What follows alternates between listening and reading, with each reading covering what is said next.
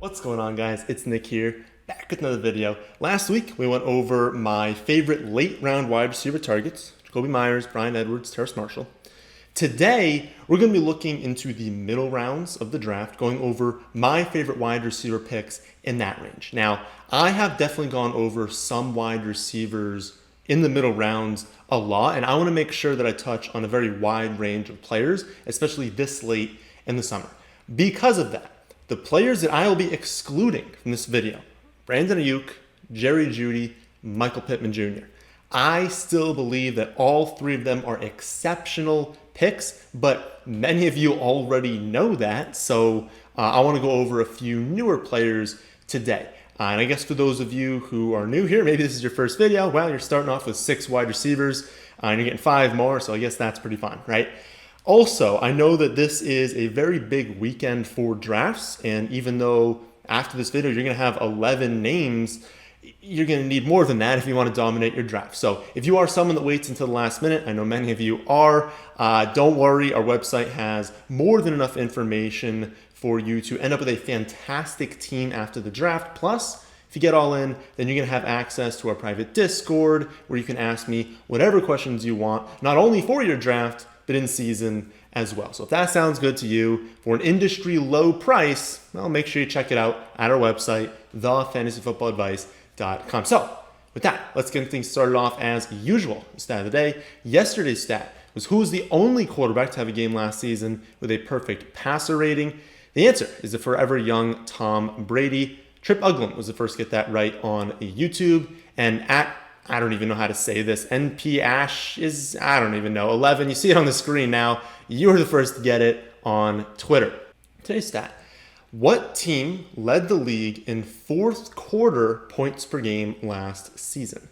All right, let's go over some mid-range wide receivers to target. We're going to start off with teammates. Actually, this typically doesn't happen. Usually you kind of pick someone on a team you want to target: Diontae Johnson and Chase Claypool.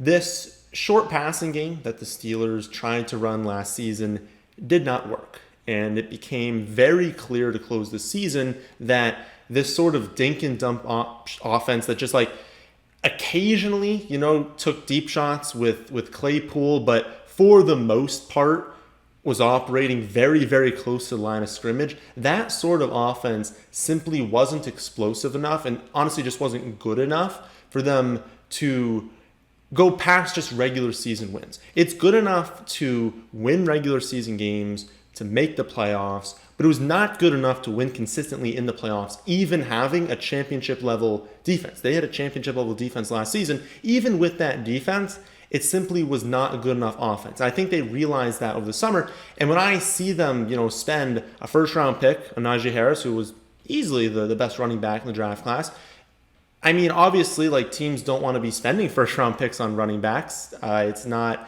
a good decision from a value standpoint. There are plenty of other running backs they could have taken later. This wasn't a great year for running back. But the point is, you don't spend a first-round pick on a running back if you're not willing to use them, because it's not a good pick from a value standpoint. So why is that pick important when we're looking at Diontae and Claypool? Because on the surface, you're like, okay, they spent a first-round pick on a running back. They can run the ball a ton. One, no, they're not going to run the ball a ton. They're going to run the ball more for sure because they threw the ball a million times per game last season. But they're never going to be switching this season to a run-first attack. They are not turning in to Baltimore, San Fran, Tennessee. They are not turning in to one of those offenses. They're still going to run the ball a ton. But to me, what it says is this passing game offense, the short passing game offense, is done. Right? They are not coming out with 3-4 wide receivers in every play and just dinking and dumping. That is not going to happen this season. They're going to run the ball more, but they're going to use a lot more 2 wide receiver sets, especially when they do so. And that's going to mean good things for Diontae Johnson and Claypool and very bad things for Juju, because there are going to be just a lot fewer plays where they have a slot wide receiver, and Juju simply cannot win on the outside. The problem with Juju, I guess the biggest thing here is people say, okay, they're going to run a lot of 2 wide receiver sets, right? So they've got either 12 personnel is the most likely packages they're going to be running. So they're going to running back, 2 tight ends. It's probably going to be Pat Freiermuth. I can never say his name correctly. And Ebron. They're going to be on the line. Or maybe Pat will be in the slot sometimes. That's another thing, kicking Juju out. But they're going to have Diontae on one side, Claypool on the other side, and they're not going to have Juju rotate in there. People say, well, okay, why wouldn't they? Because they just signed him, right? They wouldn't have re-signed Juju if they envisioned not playing him a lot.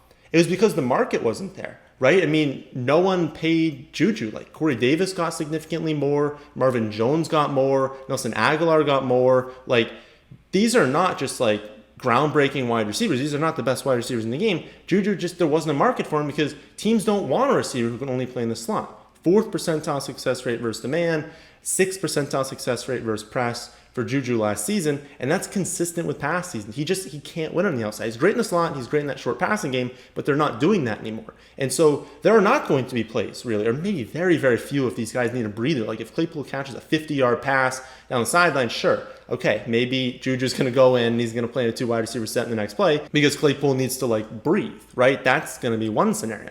But for the most part, you're always going to have Diontae and Claypool on the field. And so we shouldn't be concerned that the offense might run the ball a little bit more and thus pass the ball a little bit less, because even if there are fewer total pass attempts, they're going to fewer wide receivers. So instead of spreading it out to a bunch of different guys, there are fewer wide receivers on the field getting those looks. And so you're going to see the target share for Claypool increase. You're going to see the target share for Diontae probably stay very, very elite. It can only go up so much. I mean, he had 1 million targets when he was healthy last season.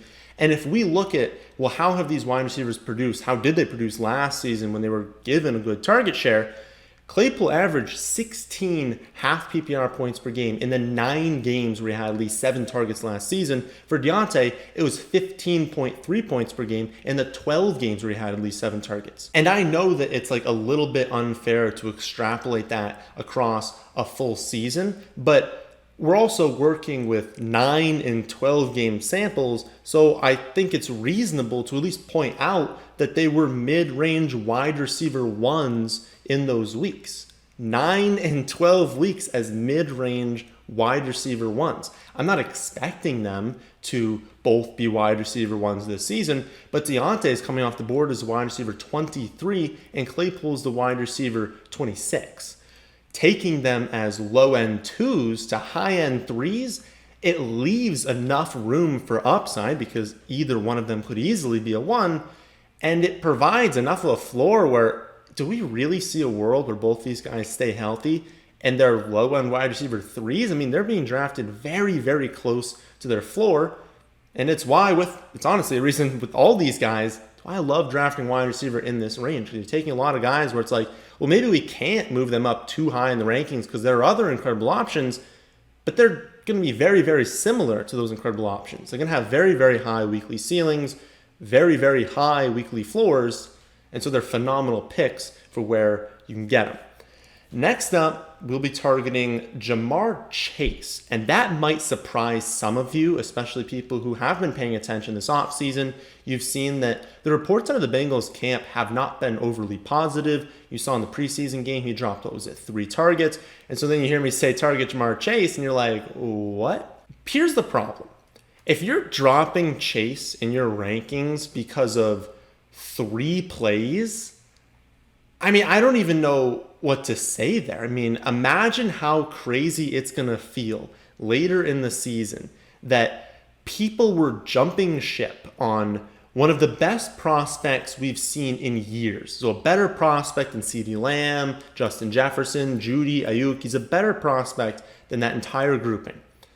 People are jumping ship because he dropped a few passes in a preseason game and because coming off of surgery, Joe Burrow had a few practices where the throws didn't go right. I mean, are we being serious right now? And we see a report from just like clickbait roto world that says that, oh, Ja'Marr Chase might actually be benched at times for Auden Tate. Like, you have to be out of your mind to believe that, right? This is the same thing as last offseason when roto world was like, oh, Olabisi Johnson might be playing ahead of Justin Jefferson at times this season.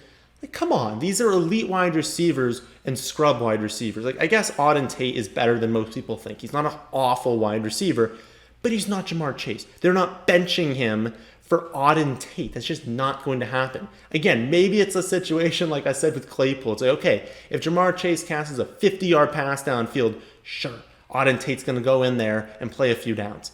But it's because he's out of breath, right? He's only getting rest, right? So Jamar Chase, maybe he's going to be a little bit rusty for the first few weeks. Maybe he doesn't look as good as he could possibly look in his first preseason after taking so much time off. But he's incredible. And wide receivers of his talent level are not the ones that should be falling at this point in the summer. This is the point where people start to realize that like the high-end prospects are just that. They're high-end prospects, and we should be taking them ahead of guys who we know what their entire range of outcome is. Even as rookies, we should be taking these high-end prospects. This is the time of the summer where people realize that and their ADP starts to skyrocket. It should not be going the other direction. People should not be saying, well, I know he's one of the best prospects we've seen in like a decade, but he dropped a few passes over there, so I'm just not going to draft him. That is just an absurd thing to think. I mean, the only argument that I understand against Chase is if you believe that T. Higgins and Boyd are going to take a very large target share, right? You think those are good wide receivers. The targets will be very split, maybe like 20% for all three, because of course it won't be 100%, and then 40% for like the rest of the roster. Or if you think that like Burrow is just like done basically, that this injury just like messed him up mentally and he's just like not comfortable anymore. Maybe it takes him a season to be comfortable. Those are the only arguments I understand. But you need to understand that like you got to pick a narrative. If that's truly what you believe, you're fading the entire Bengals offense. Okay. If you believe the first one, then you need to be just like aggressively targeting T. Higgins and Tyler Boyd because they are very undervalued if that's the case. But if you don't believe those two things, then Jamar Chase needs to be someone you're targeting in drafts as his ADP continues to drop because he's already going in the late 20s among wide receivers.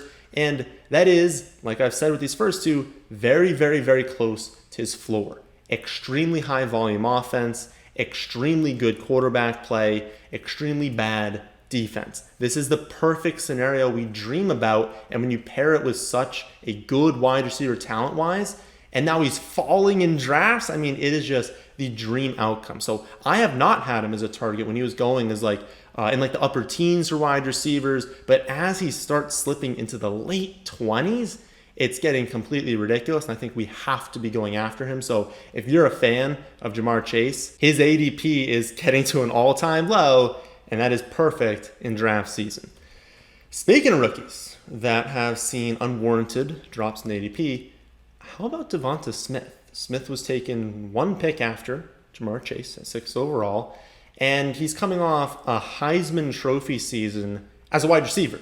Not something that usually happens. I believe he's the third or fourth wide receiver to ever win. I know it's the first time since 1991. Like that's absurd. I mean, he had such a good season, 117 receptions, 1,856 yards, 24 total touchdowns through 13 weeks. It was even less than that because he left the national championship game at like halftime. 9 for 143 and 1.85 touchdowns. That is his average stat line last season. And this wasn't at some D3 school. This was at Alabama. He's facing as difficult a competition as he could possibly face. 15 for 182 and 2 touchdowns in round 1 of the playoffs. 7 for 130 and 3 touchdowns against Notre Dame in round 2.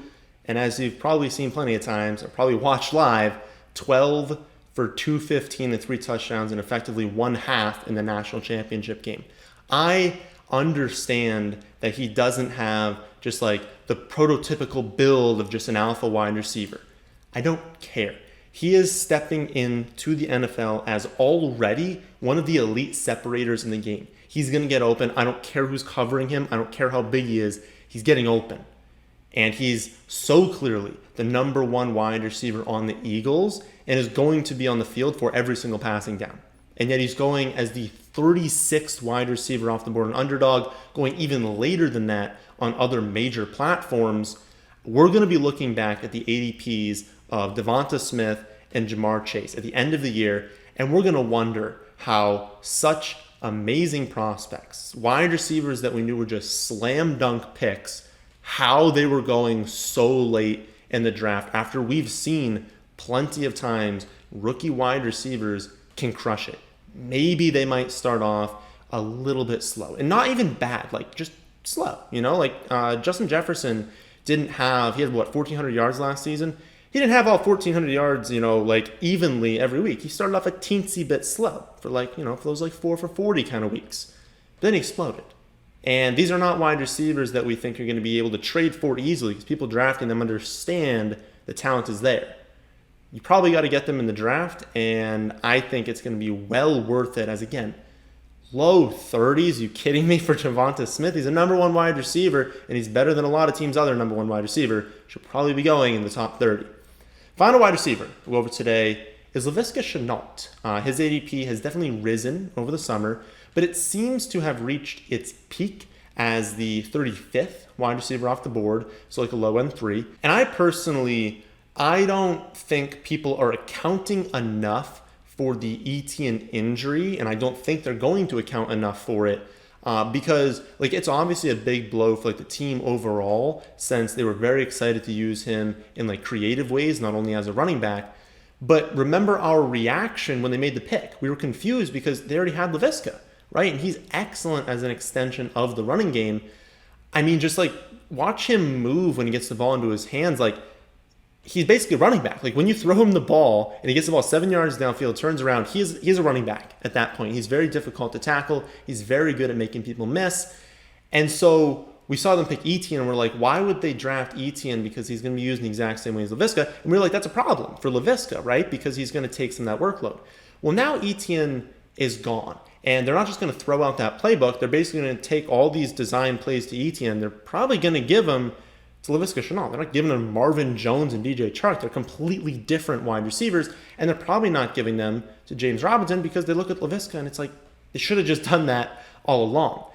And that's massive because not only is he going to get a ton of just high success rate targets, so maybe he's not a target hog, but his targets are not ones that have low success deep downfield.